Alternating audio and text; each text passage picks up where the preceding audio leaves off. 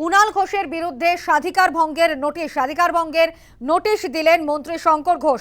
অধ্যক্ষের চেয়ারকে অসম্মান করায় নোটিশ। অসম্মান করার কোনো উদ্দেশ্য ছিল না, এমনটাই জানিয়েছেন কুণাল ঘোষ। নাম কেটে বলতে না দেওয়ার অভিযোগ, নিজেদের সমস্যা নিজেরা মেটান বললেন শঙ্কর ঘোষ। কুণাল ঘোষের বিরুদ্ধে স্বাধিকার ভঙ্গের নোটিশ দিলেন মন্ত্রী শঙ্কর ঘোষ। অধ্যক্ষের চেয়ারকে অসম্মান করাতেই নোটিশ। অসম্মান করার কোনো উদ্দেশ্য ছিল না, এমনটাই জানিয়েছেন কুণাল ঘোষ। নাম কেটে বলতে না দেওয়ার অভিযোগ, এমনটাই বক্তব্য কুণাল ঘোষের। অন্যদিকে নিজেদের সমস্যা নিজেরা মেটান বলেছেন শঙ্কর ঘোষ।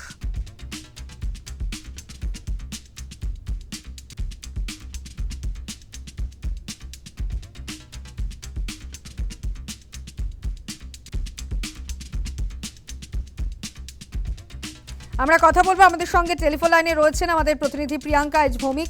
প্রিয়াঙ্কা, যেটা জানা যাচ্ছে যে এবার কুণাল ঘোষের বিরুদ্ধে স্বাধিকার ভঙ্গের নোটিশ দিলেন মন্ত্রী শঙ্কর ঘোষ।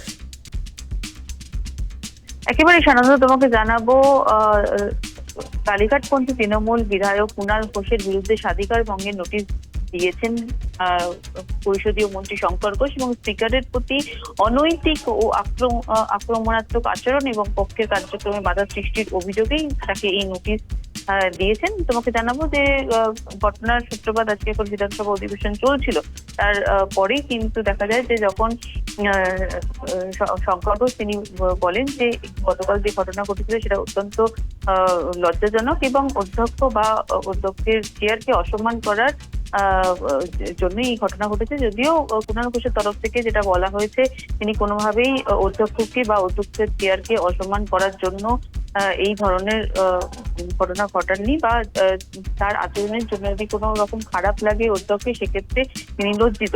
তবে আজকের শঙ্কর ঘোষের তরফ থেকে স্বাধিকার ভঙ্গের নোটিশ আনা হয়েছে কুণাল ঘোষের বিরুদ্ধে এবং সেখানে তোমাকে জানাবো যে যদিও এখনো পর্যন্ত স্পিকার কোনো সিদ্ধান্ত নেননি, অর্থাৎ এখনো পর্যন্ত কিন্তু তাকে কুণাল ঘোষকে আদৌ সাসপেন্ড করা হবে কি তার বিরুদ্ধে কি পদক্ষেপ নেওয়া হবে স্পিকারের তরফ থেকে কোন রকম সিদ্ধান্ত এখনো নেওয়া হয়নি। তবে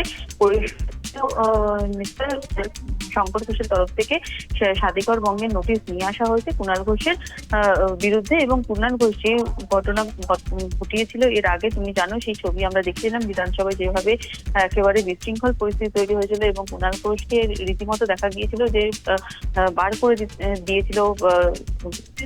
বার করে দেওয়া হয়েছিল বিধানসভা কক্ষ থেকে। সেই ছবি আমরা দেখেছিলাম এবং তারই পরিপ্রেক্ষিতে যে ঘটনা, সেই ঘটনাকেই নিন্দাজনক ঘটনা বলে আখ্যা দিয়ে শঙ্কর ঘোষ তিনি কুণাল ঘোষের বিরুদ্ধে এই স্বাধিকার ভঙ্গ নোটিশ নিয়ে এসেছে। এবার দেখার স্পিকার কি সিদ্ধান্ত নেন। বেশ, ধন্যবাদ প্রিয়াঙ্কা।